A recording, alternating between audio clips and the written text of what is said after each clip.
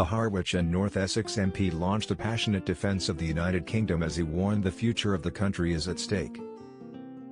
He made his remarks while speaking at a virtual conference on the future of the Union, hosted by the influential Brexit-backing think tank, the Bruges Group, this afternoon. Boris Johnson has announced he is launching a new UK shared prosperity fund from next year that will allow Westminster to directly fund projects in the devolved nations. The hope is it will boost support for the Union by making clear to voters that money invested in local areas is coming from London rather than the Scottish Government. The breakup of the UK has huge consequences which are avoidable, and we should do our best to avoid it while making sure the money that we spent in Scotland is spent with good grace but is spent more accountably and more transparently, Sir Bernard told the online conference today as he praised the anticipated new fund.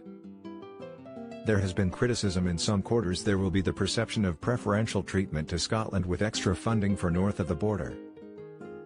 The veteran MP warned Nicola Sturgeon and the SNP were counting on Unionists in England to feel begrudging about the money spent to help bolster support for independence.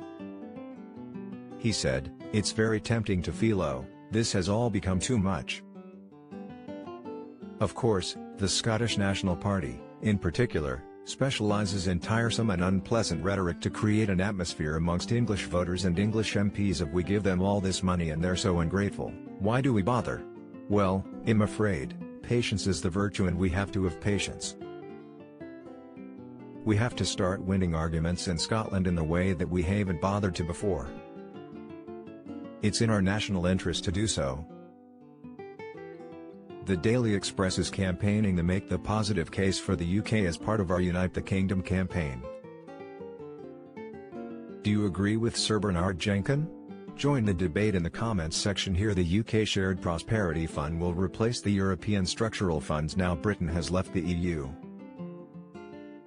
It is currently being piloted under the branding of the Community Renewal Fund ahead of its launch across the UK next year. Warning the breakup of the UK would be detrimental to the future of England, Sir Bernard said the country would be utterly diminished if Scotland broke away. He said, "It would be the end of our great island story. It would be the end of the image of the UK as a small but disproportionately powerful country. The influence in security and trade is disproportionate to our size. England would become much more just another country.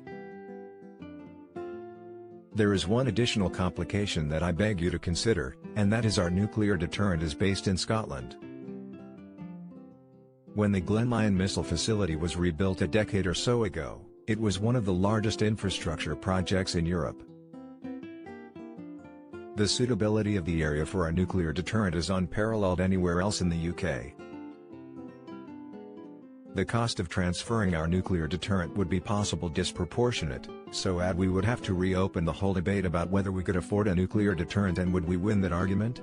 So add to the loss of Scotland the loss of our nuclear deterrent and influence that entails and the additional instability in global politics as a result of the UK dismantling itself.